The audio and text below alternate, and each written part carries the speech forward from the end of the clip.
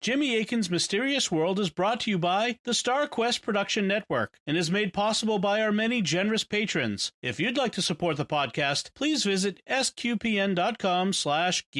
Jimmy Akin's Mysterious World is also brought to you in part through the generous support of Aaron Ferguson Electric and Automation at aaronv.com, AARONV.com, making connections for life for your automation and smart home needs in North and Central Florida. And by rosaryarmy.com. Have more peace. Visit rosaryarmy.com and get a free all-twine knotted rosary, downloadable audio rosaries, and more. Make them, pray them, give them away at rosaryarmy.com. And by Whole Mission Marquette Method Natural Family Planning Services. Unveil the mystery of you and your spouse's combined fertility using an evidence-based, highly effective, and moral way of avoiding or achieving pregnancy. Discover more from a licensed healthcare professional at mmnfp.com.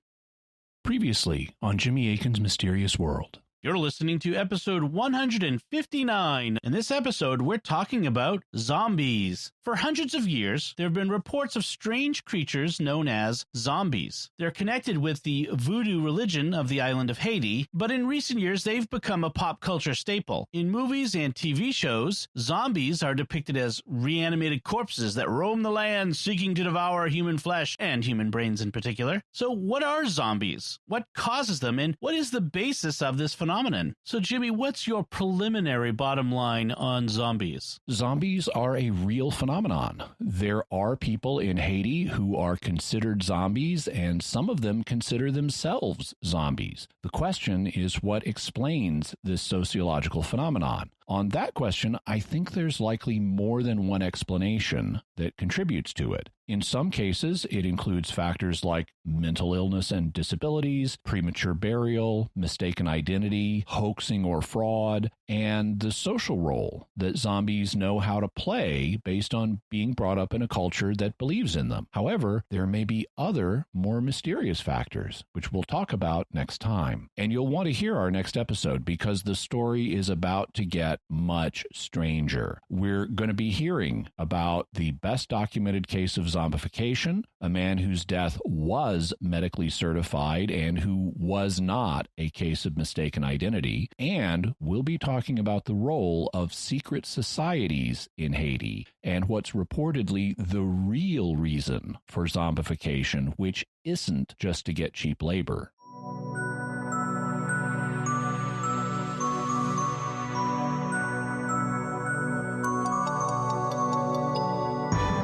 You're listening to episode 160 of Jimmy Akin's Mysterious World, where we look at mysteries from the twin perspectives of faith and reason.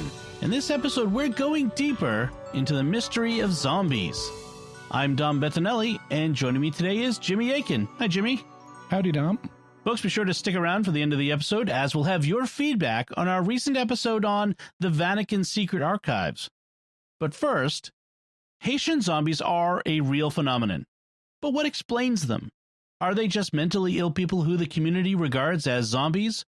Or could there be something more sinister going on? There are reports that Haitian sorcerers actively turn people into zombies using a combination of magic and poisons. Are sorcerers really behind the zombie phenomenon? What kind of drugs do they use, and do they really have supernatural powers? That's what we'll be talking about on this episode of Jimmy Akin's Mysterious World. So at the end of our previous episode, we were discussing non-exotic factors that may play a role in the Haitian zombie phenomenon, including things like mental illness, premature burial, and mistaken identity. But you were about to tell us about the role of voodoo sorcerers, known as bokors, and how they might actively turn people into zombies. In fact, you were about to tell us about a man who was at the center of the most famous case of zombification. Who was he, and why is his case so famous? His name was Clairvius Narcisse, and he was born in 1922. In this episode's artwork, we have a picture of Mr. Narcisse sitting on his original grave. As to why his case is so famous, Harvard anthropologist Wade Davis writes in his book, Passage of Darkness, what made this case noteworthy was the fact that Narcisse had been pronounced dead in 1962 at the Albert Schweitzer Hospital, an American-directed philanthropic institution that maintains precise and accurate records. Therefore, in addition to the death certificate, Dr. Lamarck Douillon was able to obtain a medical dossier outlining the history of the case and the particular symptoms suffered by the patient at the time of his demise. According to these records, Narcisse was pronounced dead on May 2nd by 2 attending physicians, one an American, both American trained, and his death and subsequent burial 8 hours later were witnessed by family members. Here's what happened in more detail. In the spring of 1962, a Haitian peasant, aged about 40, approached the emergency entrance of the Albert Schweitzer Hospital in Deschapelles in the Artibonite Valley in west-central Haiti. He was admitted under the name of Clervius Narcisse at 9:45 p.m. on April 30, complaining of fever, body aches, and general malaise. He had also begun to spit blood. His condition deteriorated rapidly, and at 1:15 p.m. on May 2nd, he was pronounced dead by 2 attending physicians, one of them an American. His sister, Angelina Narcisse, was present at his bedside and immediately notified the family. Shortly after Narcisse's demise, an elder sister, Marie Claire, arrived and identified the body, affixing her thumbprint to the official death certificate. The body was placed in cold storage for 20 hours, then taken for burial. At 10 a.m. on May 3, 1962, Clervius Narcisse was buried in a small cemetery north of his village of Lestaire, and 10 days later a heavy concrete memorial slab was placed over the grave by the family. Then 18 years go by, but in 1980, a man walked into the Lestaire marketplace and approached Angelina Narcisse. He introduced himself by a boyhood nickname of the deceased brother, a name that only intimate family members knew and that had not been used since the siblings were children. The man claimed to be Clervius and stated that he had been made a zombie by his brother because of a land dispute. In Haiti, the official Napoleonic Code states that land must be divided among male offspring. According to Narcisse, he had refused to sell off his part of the inheritance, and his brother had, in a fit of anger, contracted out his zombification. Immediately following Clervius's resurrection from the grave, he was beaten and bound, then led away by a team of men to the north of the country, where for 2 years he worked as a slave with other zombies. Eventually, the zombie master was killed, and the zombies, freed from whatever force kept them bound to him, dispersed. Narcisse spent the next 16 years wandering about the country, fearful of the vengeful brother. It was only upon hearing of his brother's death that he dared return to his village. So the doctors began to investigate his case. Dr. Douillon, meanwhile, had considered various ways to test the truth of Narcisse's claim. Exhuming the grave would have proved little. If the man was an impostor, he or conspirators could well have removed the bones. On the other hand, had Narcisse actually been taken from the grave as a zombie, those responsible might have substituted another body, which by then would be impossible to identify, given the absence of dental records and the lack of facilities in Haiti.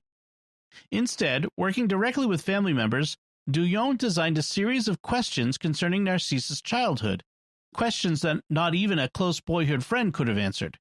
These, the man claiming to be Narcisse answered correctly. Over 200 residents of Lestaire were certain that Narcisse had returned to the living. Moreover, there was no apparent social or economic incentive that would have led Narcisse or his family to perpetrate a fraud. By the time the BBC arrived, Douillon, as well as Doctors Klein and Lehman, who had themselves studied the case, were convinced.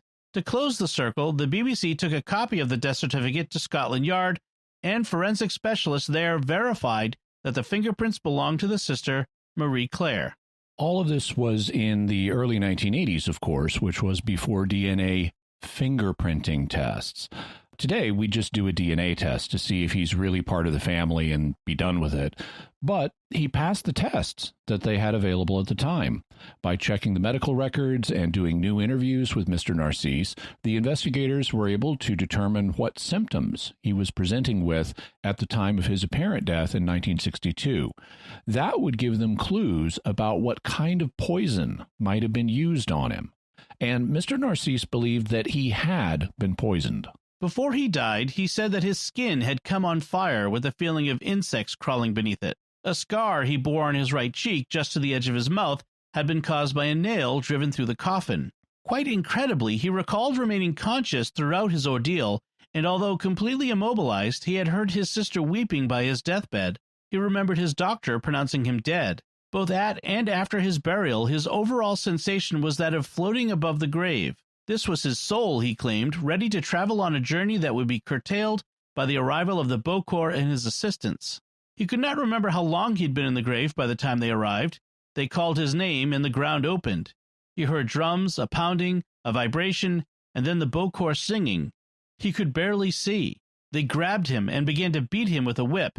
They tied him with a rope and wrapped his body in black cloth. Bound and gagged, he was led away on foot by two men. For half the night they walked north until their party was met by another, which took custody of Narcisse.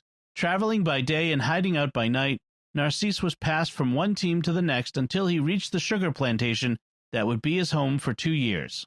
Eventually, the Bokor was killed by one of the zombies, and Narcisse was free, though he didn't go home for years because of his vengeful brother, who he believed had ordered the zombification hit on him in the first place. A very significant thing about his experience is the claim that he remained conscious throughout the time he was supposedly dead, which would indicate a drug that can paralyze without producing unconsciousness. That's a very significant clue. Eventually, Mr. Narcisse passed on to his reward in 1994, 32 years after his original death. What do they conclude about the kind of drug he was given? Actually, some suspect that there are at least two drugs, one to simulate death and one to keep zombies under control after they're revived. This view is explored in Garth Haslam's short ebook, Zombies, History, Belief, and Modern Ideas. First, Haslam summarizes the way Mr. Narcisse felt during the period he was being used as a zombie laborer on a sugar plantation. Narcisse explained that, as a zombie, he was aware of his situation, missed his family and home, yet felt like he was in a dreamlike state where everything looked impossible to do, and he instantly followed orders without really thinking about it. Only after his Bokor master had been killed did Narcisse state he regained his ability to make his own decisions and to see the world in proper perspective. So that dreamlike state sounds like one in which he's on some kind of drug, but how was the drug delivered to him? You'll recall that zombies are supposed to eat a salt-free diet, and they can turn on their masters if they're given salt to eat. Haslam has a very interesting theory about that. Narcisse told a few different versions of the way he was freed from being a zombie, but the essential details are this.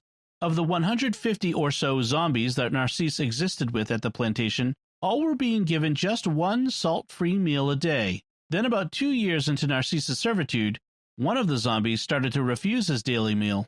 This continued long enough that the Bokor took to beating the zombie to try and make him eat, and it was during one of these beatings that Narcisse says this zombie flew into a rage, grabbed a hoe, and killed the Bokor. So the questions are, why did the zombie refuse to eat, and did that somehow allow it the ability to take action against the Bokor? Narcisse also adds on a strange end to his story in one interview, claiming that after the Bokor's death, his wife gave each of the zombies a little salt to eat, including Narcisse, and that once he'd eaten the salt, the dreamlike quality of his world vanished, and he could see things as they really were again. What he had formerly thought to be an impassable, raging river to one end of the plantation now revealed itself as no more than a small stream. So Narcisse was claiming that salt had been used to free him and the others in exactly the way the stories of Haitian zombies claimed it could. Still, it seems unlikely that any drug in a person's body could be instantly neutralized by salt, so this addition to Narcisse's tale of escape has been generally ignored. There is, however, another possible reason for giving zombies a salt-free diet that could explain the behavior of the zombie that set Narcisse and the others free. Salt-free food is extremely easy to detect when eaten. With most recipes that require salt, leaving the salt out while doing every other step correct will result in a dish that tastes entirely different. So, while a salt-free dish may be a social signal to zombies of their unique status, it could also act as a warning signal to Bokors if they accidentally grab food from the wrong pot. Perhaps the meals given to the zombies not only lack salt, but also include a drug that makes them take orders, a drug that takes a little time to build up in a person's body, so a small dose accidentally eaten by a Bokor would not be harmful. Such a drug would also take a little time to clear out of a person's body as well, which might require not eating for a few days to clear your head. This would mean that the salt-free diet is both a social sign to the zombies and a means of applying a controlling drug. So perhaps the absence of salt in the zombie food is a signal to alert bokers that they're eating the wrong thing, the food that has the second drug in it, if they're eating something that tastes saltless and bland. So interesting theory. What do people who conduct research along these lines think are in the two drugs? A variety of ingredients, and there's almost certainly not a single formula. This is folk medicine, and so each boker probably has his own recipe. But they have interviewed bokers about what they put in the drug to make someone a zombie. The Lancet reports, "We interviewed 2 sorcerers and attended the Pile Fay, sorcery protection, ceremonies of the first. Like most sorcerers, he had his own temple as well as being the convener of one of the secret societies, Zobop, Bizango, Cochon Gris, Secte Rouge, which have been implicated in zombification and which are illegal under sections 224 and 227 of the Penal Code. The second Bokor had converted to Protestant evangelicalism, is now a well-known opponent of voodoo, and holds dramatic church meetings at which he gives lurid accounts of his past sorcery. Neither had been implicated in the above cases. Both knew the other by reputation and maintained surprisingly cordial relations. The first Bokor showed us bottles which contained captured zombie astrals, that is, zombie souls, but said he had sold all his zombie cadavres to local cultivators and other Bokors, a common explanation when questioned by outsiders. Contact with them would be dangerous for us. Both provided the names of other plant and animal ingredients similar to those obtained by Davis. They were quite open about their sorcery and referred us to other Bokors for confirmation of their abilities.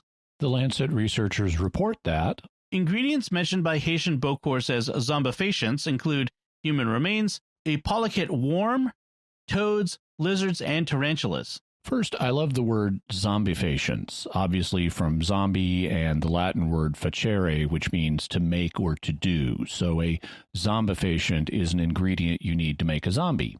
A polychaete worm, also known as a bristle worm, is a kind of sea creature that would be caught by Haitian fishermen.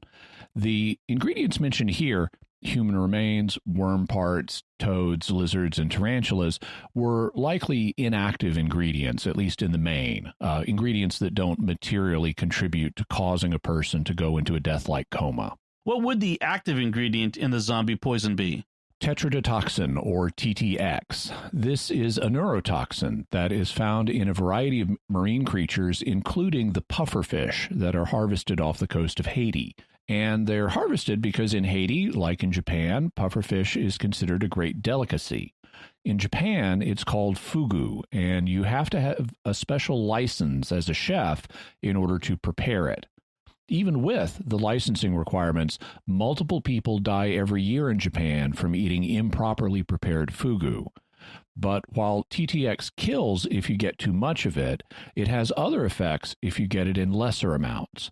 According to Wikipedia's summary of different sources, those effects include paresthesia, that is, tingling of the lips and tongue, is followed by developing paresthesia in the extremities, hypersalivation, sweating, headache, weakness, lethargy, incoordination, tremor, paralysis, cyanosis, a blue tinge to the skin, aphonia, dysphagia, and seizures.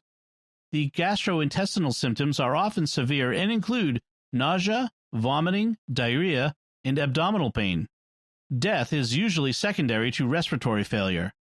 There is increasing respiratory distress, speech is affected, and the victim usually exhibits dyspnea, mydriasis, and hypotension, low blood pressure.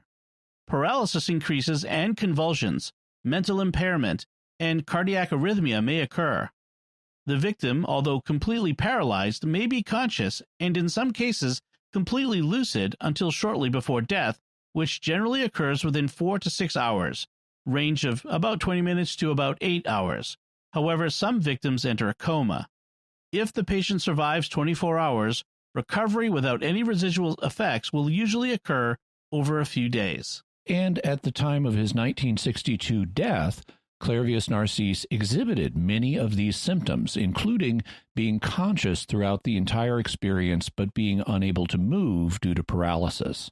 If people die every year in Japan from eating improperly prepared fugu, wouldn't it be dangerous to use TTX in a drug to make a zombie? Absolutely. Garth Haslam explains, granted, it's a dangerous trick. Too much poison, and the victim simply dies. If buried too long, they suffocate. Davis guessed that the reason so many of the recovered zombies that had been examined in the past were mentally deficit was due to a combination of just a little too much zombie powder and or just a little too little oxygen during their stay underground, resulting in permanent brain damage. This also explained why rural Haitians would often identify any strange person displaying signs of mental disease as a zombie. So this would be very dangerous, as you might not give the prospective zombie the right dose of TTX or get them out of the grave in time. But dangerous criminals are willing to do dangerous things, otherwise they wouldn't be dangerous criminals. What about the active ingredient in the second drug, the one used to revive or control the zombie after he's taken out of the tomb?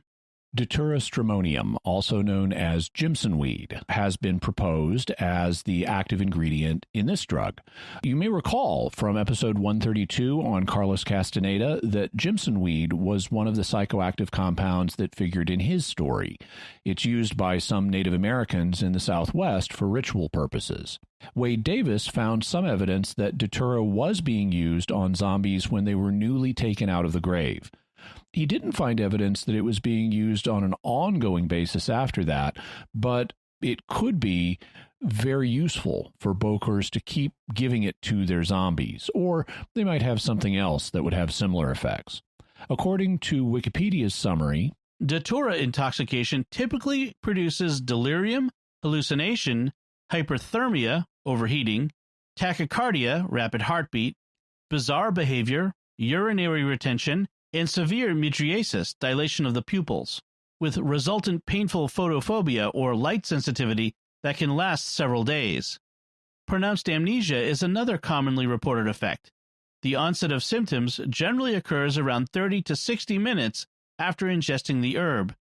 These symptoms generally last from 24 to 48 hours, but have been reported in some cases to last as long as 2 weeks. So if you're a Bokor, you could give your zombies one meal a day of porridge containing just enough Datura to keep them stoned for 24 to 48 hours.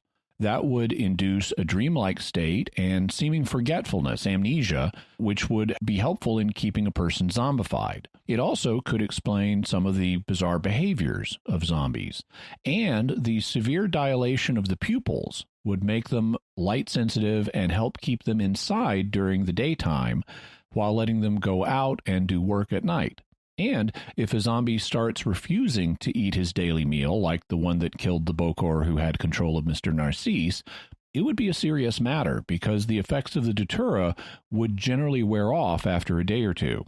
Also, if a Bokor dies and stops feeding his zombies, they will regain their senses and leave, though they may not return to fully normal mental function if they've experienced brain damage as part of their experience, such as being sealed in a tomb for hours and denied enough oxygen, or if they were handicapped or mentally ill in the first place. Like I said, Davis wasn't able to get evidence of ongoing Datura use after the initial revival of a zombie, but you can see how its effects would be helpful in keeping a zombie under control, and if it's not Datura, there may be a third substance that's used on zombies on an ongoing basis. Have researchers been able to retrieve and analyze any samples of these zombie drugs? Bokors have been willing to talk about what they use in their medicines, and they've confirmed pufferfish and Datura. And they have given samples of what they said was their medicine to researchers. But when these samples have been analyzed, they haven't so far shown clinically significant amounts of the substances in question.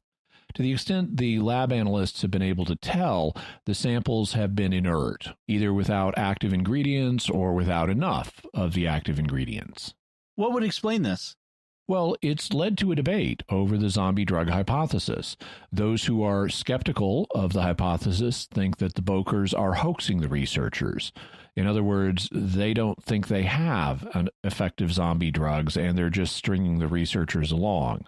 Or the Bokors might believe that their drug works, but it's really a placebo rather than something that's truly effective, like many folk preparations. A rival hypothesis is that the Bokors simply aren't giving the researchers the good stuff.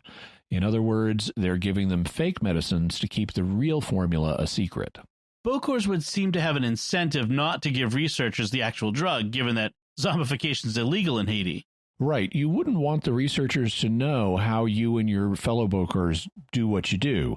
You wouldn't want to hand over a dangerous drug that could be used in court to convict you of zombification, which is considered murder under Haitian law. And you wouldn't want to confirm the existence of a real zombie drug that could make the authorities take this seriously and start a crackdown on you and your fellow Bokors. It would be in the interest of the Bokor community to keep this a trade secret precisely to avoid that kind of crackdown. And there might even be a snitches get stitches rule in the Bokor community, and your life might be under threat if you handed over the drug. So this one is ambiguous. On the one hand, we don't have samples of the drug that would prove it's effective, but the Bokors would have reasons not to hand over such samples. If the families are so concerned about their relatives becoming zombies, why don't they just stamp out the Bokors? Why don't they petition the government to start a crackdown? Haiti is a nation that faces a lot of challenges, and there could be a variety of reasons why such a crackdown hasn't happened. One is that Bokors who make zombies, being essentially dangerous and influential criminals, might do what influential criminals do in other parts of the world: threaten and bribe the authorities. Corruption is something that happens in every nation, and it happens in Haiti like anywhere else. But there's another reason a crackdown wouldn't occur. Some of the local communities themselves may be complicit. Last episode, we heard part of a National Geographic interview with a couple of voodoo practitioners, including a priestess.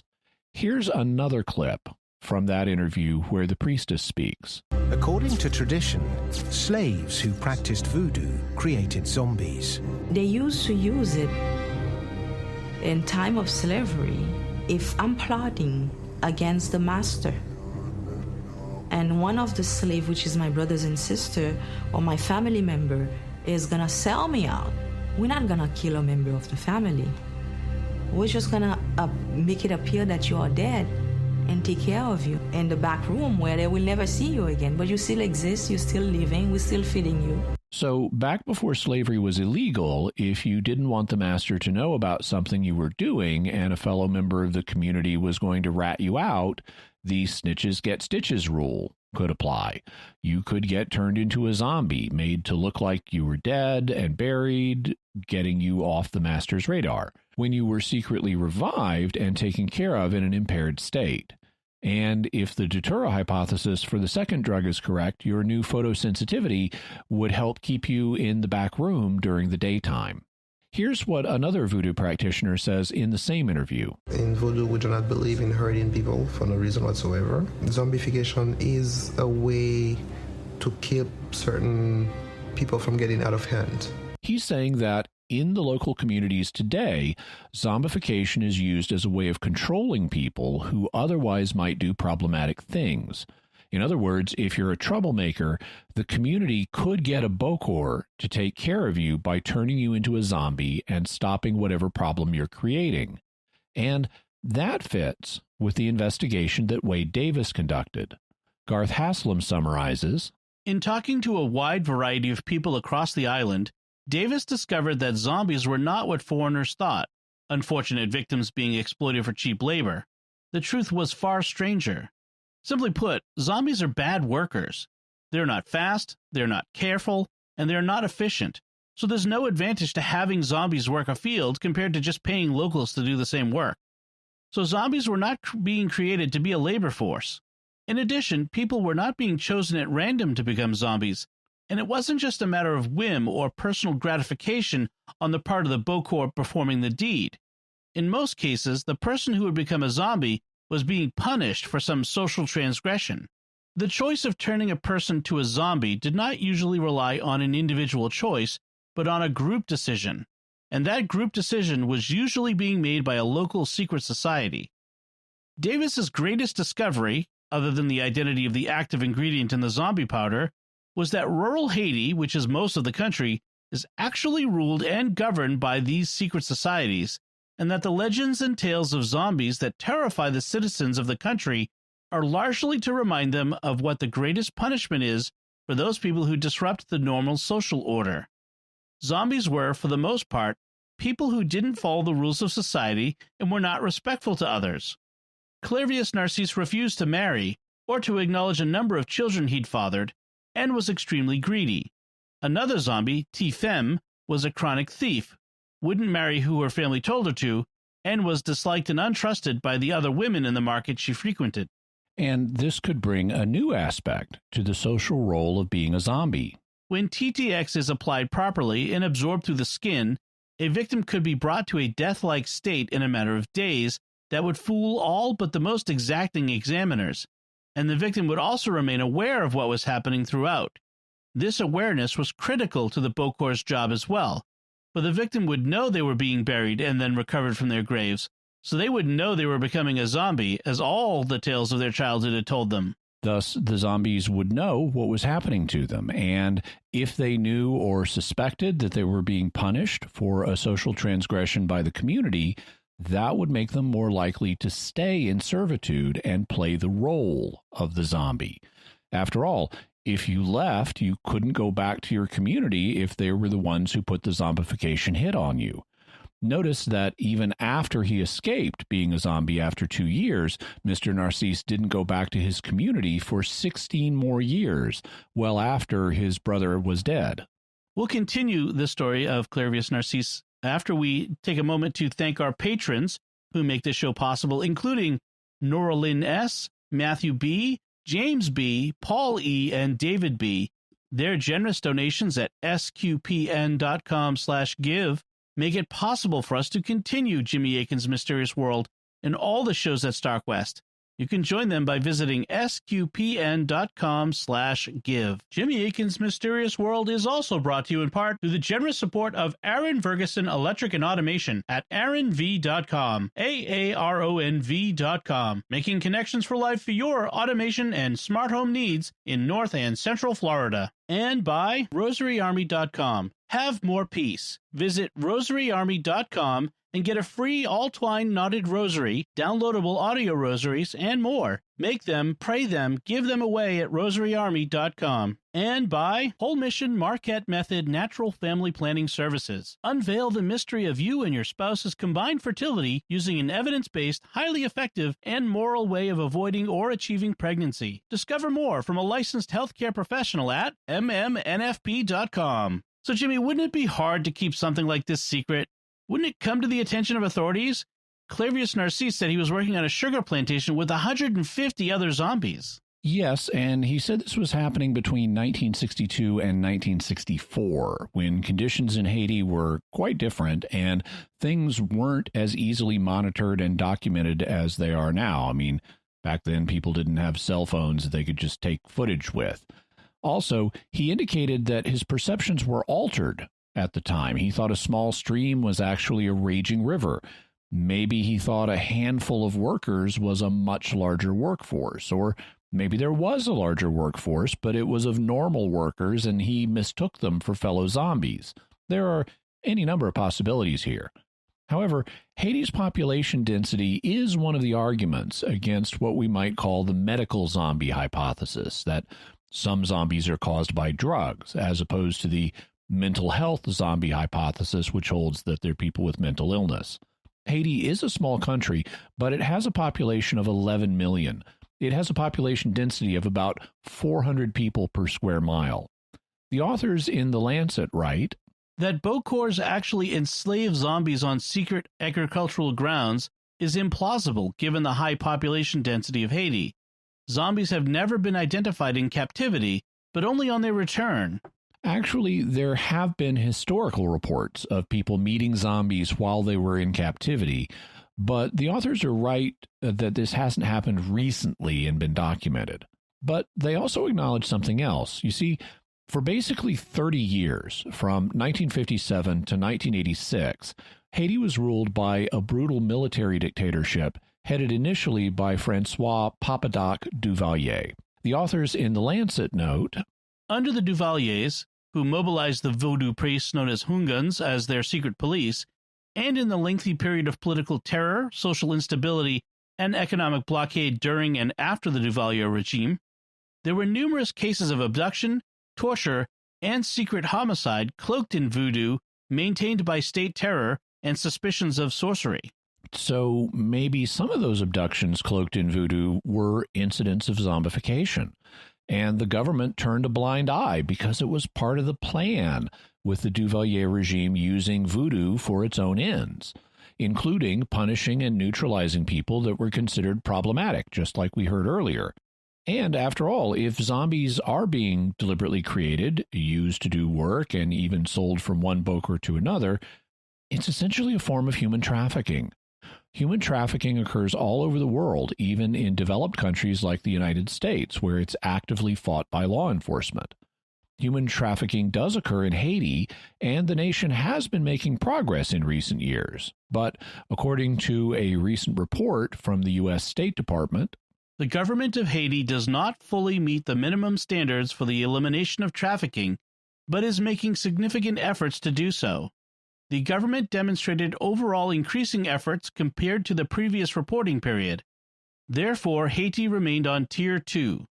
These efforts included investigating more traffickers, establishing an executive secretariat to improve monitoring and analysis of trafficking within the National Anti-Trafficking Committee, addressing the weak judicial system and lack of awareness about trafficking among law enforcement officials with targeted training, prosecuting labor trafficking offenses, and building capacity for alternative shelters for vulnerable minors. However, the government did not meet the minimum standards in several key areas. The government did not convict traffickers during the reporting year. The government did not allocate sufficient funding for its anti-trafficking efforts or victim services, and did not implement its standard operating procedures for victim identification. The government did little to combat the system of child domestic servitude. even though Haiti is making progress today on human trafficking, you can imagine what it must have been like back during the Duvalier regime and the chaotic times that followed. So I don't think that Haiti's population density rules out zombification as one of the forms of human trafficking that takes place there. I suspect the number of working zombies is smaller than often believed, and hopefully it's getting even smaller as human trafficking efforts improve, but I don't think it can be eliminated as a possibility. What about the secret societies that Wade Davis claimed to find evidence of? The existence of such societies in Haiti is not controversial. They go by a variety of names, and they're even mentioned in the Lancet article, which refers to several of them, like Zobop, Bezango, Cochon Gris, and Secte Rouge. In Passage of Darkness, after discussing the criteria an organization needs to have to be classified as a secret society, Davis writes, "If we accept the above criteria in defining secret societies, there can be no doubt that such societies exist today throughout Haiti.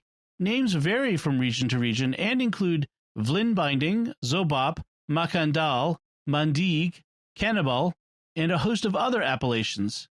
Individual societies bear specific titles assigned them by their founding presidents. Two generic terms for the societies, known and often employed interchangeably by all Haitians, are Bezango and Sans Pole. A more precise use of these terms, and one recognized by the society members themselves, defines Bezango as the religious rite practiced by the society members, who in turn are referred to as Sans Pole, or literally those without skin." So Bezango is a generic term for these societies that specifically connotes the religious rites they perform, which are based on voodoo. These societies provide benefits to the members of the community who join them, but they also punish members who break the rules. In that way, they're like any other organization. A group must provide perceived benefits or people wouldn't want to join it, but it also needs to maintain group order and cohesion or it will fall apart. One of the things that characterizes Bezango societies is that they tend to operate on the shady side of things. Ritually, they do things that are criticized by other voodoo practitioners as sinister and harmful ceremonies. They also were tied into the Duvalier regime's oppression. And in rural areas, they often serve as informal local tribunals in place of the regular justice system. Correct, and that means they can settle grievances involving more than just their own members. So they're also operating outside the regular law, but can impose penalties on ordinary citizens who are not members. A bit like how mob families here in the U.S. can act, only with more of a religious ritual component. Anthropologist Alfred Metreau described the Bizango as bands of sorcerers, criminals of a special kind. Both members and non-members can appeal to Bizango leadership with complaints about people in the community, and if the leadership feels that the complaint has merit, it can begin an investigation of the matter. The offenses that might be investigated include the following. 1. Ambition, excessive material advancement at the obvious expense of family and dependents. 2. Displaying lack of respect for one's fellows. 3. Denigrating the Bizango society. 4. Stealing another man's woman. 5. Spreading loose talk that slanders and affects the well-being of others. 6. Harming members of one's family. 7. Land issues, any action that unjustly keeps another from working the land. And these are exactly the kinds of things that come up in reported cases of zombification. Davis writes, Clervius Narcisse often fought with various members of his own family. He sired numerous children and then didn't support them. By neglecting these and other community obligations, he managed to save enough money so that his house was the first in the area to have the thatch roof replaced by tin. But although his profligate existence certainly offended his extended family, the dispute with his brother was basically a question of access to land. So serious a dispute between the Narcisse brothers would likely have involved arbitration by the Bizango Society. And members of the Bizango Society state that they are responsible for zombifying wrongdoers. Several Bizango leaders openly declared this to Davis, including one who said, Of course Bizango societies can make their own zombies. Let's say they're going down the street and they meet someone who's been talking wrong or is otherwise in a bad situation. They'll take him and make a zombie out of him. The person could be someone talking wrong. He could be the one who's going and speaking to the government, telling the state that such and such a society is doing this or that. The person hides, but we will catch him. So in addition to the other offenses that Bizango societies often get involved in punishing, we again have the snitches get stitches principle. And that may be part of why the zombification phenomenon isn't better documented, because people don't want to snitch and then be turned into a zombie. Okay, now let's turn to the faith perspective. What can we say about zombies from the faith perspective? Do Bokors have supernatural powers? If they do, it would be because of the spirits that are involved in the voodoo religion, and voodoo is heavily focused on spirits. Not all of the concepts in voodoo correspond directly to how the Christian faith would analyze things, so we'll need to translate between the two religions' terminology to offer an evaluation from the perspective of Christian faith. What's one of the voodoo concepts that's problematic? The idea of the Tibon Ange, which represents a person's awareness, agency, and memory. It's also referred to as the person's zombie astral. This is supposedly a spiritual entity that can be separated from an individual, captured, and entrapped in a physical object, such as a bottle. This is what is supposed to happen in the case of a zombie. You take his zombie astral, leaving you with the physical zombie that you can put to work. While people do, of course, have agency, awareness, and memory, from a Christian point of view, these aren't a separate spiritual entity that you can get out of a person and trap in a physical container. From a Christian perspective, therefore, it would seem more likely that the zombie's loss of agency and other mental problems are produced by brain damage or a drug, such as one containing datura. What about the idea of demons? Could a zombie simply be a possessed person? I believe in taking phenomena at face value until you have evidence otherwise, so normally I'm not a big fan of attributing strange things to demons unless they look like demons. For example, I'm very skeptical of charges that someone is opening themselves up to demonic activity unless they're explicitly invoking spirits. But in voodoo, people are explicitly invoking spirits. In fact, as we'll discuss in a future episode on voodoo, spirit possession is a key part of voodoo ritual and practice. That's what happens in many voodoo ceremonies. The participants invite spirits to come and take temporary possession of their bodies. Of course, they believe these spirits are good, but from a Christian perspective, good spirits don't actually possess people. The good angels don't, the saints don't, the damned can't, and that leaves demons.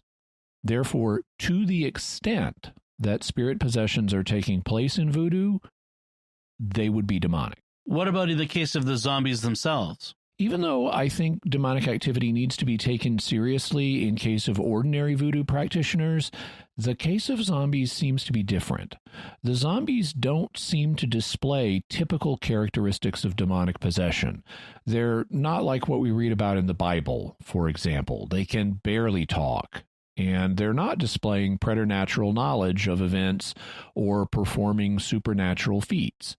So, while in an individual case, demonic possession might be involved, I don't see this as being a regular feature of the reported experiences. Instead, it seems that the mental illness and drug theories are more promising. And what are the ethics of all this? Is it okay to turn someone into a zombie or use them for labor? It's legitimate for a society to punish people that commit serious offenses. However, this isn't the way to do it.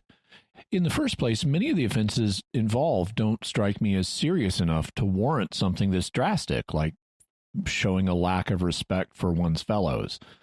In the second place, justice should be left to the best justice system you have available, and that shouldn't be local informal tribunals run by criminals. In the third place, zombification would be an extremely dangerous process. If you give people the wrong dose of the zombie toxin, you run a high risk of killing them, and they stand a good chance of being permanently brain damaged, either by the drugs you give them or by temporarily confining them in a tomb without sufficient oxygen. Then, the process of keeping them a zombie, if it involves a second drug, may put them at further risk. And the experience of being kept a zombie is traumatic and dehumanizing. There should be and are better ways to treat prisoners. So I don't see turning people into zombies as a legitimate way to handle crimes. Then what about using zombies for labor? It would be flat wrong to turn someone into a zombie in order to get involuntary slave labor because, slavery. But according to some understandings of the phenomenon, that's really not what's going on here because zombies are terrible workers, and you'd be better off paying voluntary workers to do the labor. They'd be much more efficient at it than zombies. If this understanding is correct, then the fact zombies are given labor to do could be understood in two ways. First, it could be understood as part of the punishment. And second, it could be understood as a way of keeping them busy and allowing them to make a contribution, like requiring inmates in American prisons to make license plates and things like that. If the labor is understood as part of the punishment, then it takes on the overall character of the punishment, morally speaking, and I've already said that that's inappropriate. They shouldn't be kept as zombie laborers. They should be handled in some other more humane way. But the situation would be somewhat different for zombies that have escaped. Obviously, high-functioning people like Mr. Narcisse need to get jobs in order to lead a normal life, so as an ex-zombie, it's perfectly fine for him to go get a job and work in the workforce like anybody else. But what about low-functioning people who either were mentally ill or handicapped before zombification, or who became ill or handicapped as a result of zombification? In their case, putting them to work would be a kind of work therapy. After all, work is ennobling and adds value to a person's experience in life. And to the extent an escaped zombie is capable of doing work, it could be a good thing that could improve their lives and bring benefit to it. Just like there are work programs for people with intellectual and other disabilities so that they can make a contribution and take pride in what they're doing. So even former zombies could be helped by a kind of work therapy to the extent they're able to participate in it. And that's a hopeful note to end on. So, Jimmy, what's your bottom line on zombies? Zombies are a real phenomenon. There are people in Haiti who are considered zombies. Some of them even consider themselves zombies.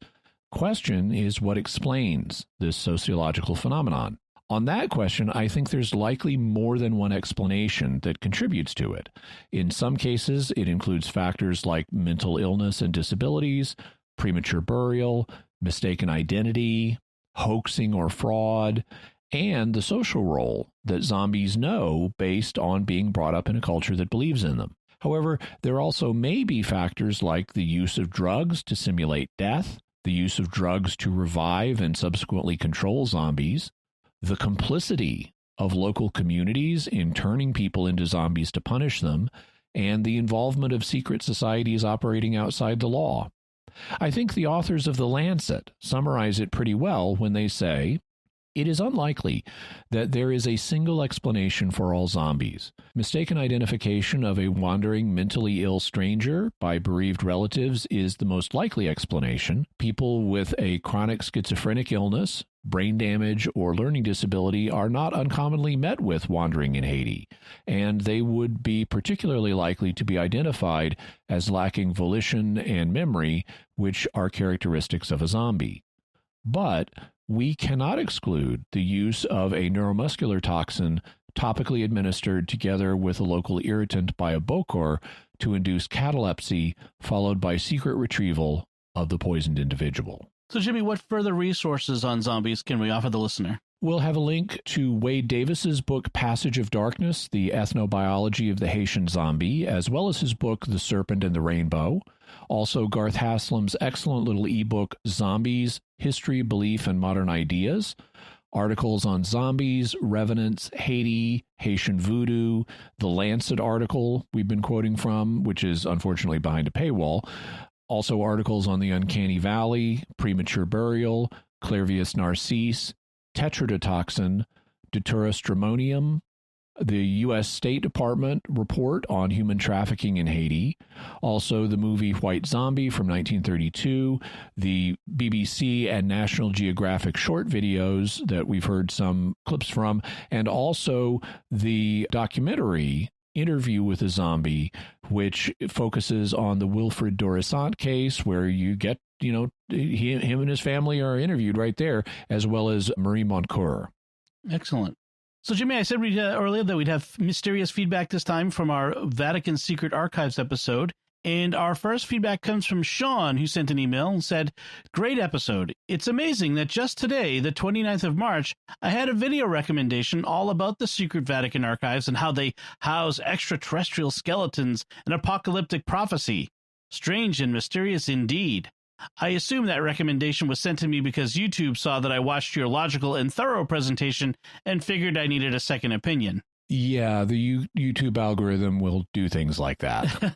Yes. Hopefully it works the other way, so the people who are searching for extraterrestrial skeleton videos in the Vatican archives will also run across us. That's right.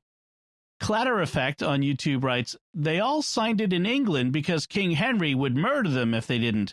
He was a tyrant and adulterer." Yeah, this is a reference to one of the documents that's housed in the Vatican Secret Archives, which is a letter with like 80-something seals hanging off of it from British nobility, urging the Pope of the time to grant Henry VIII an annulment so he could get remarried and have an heir.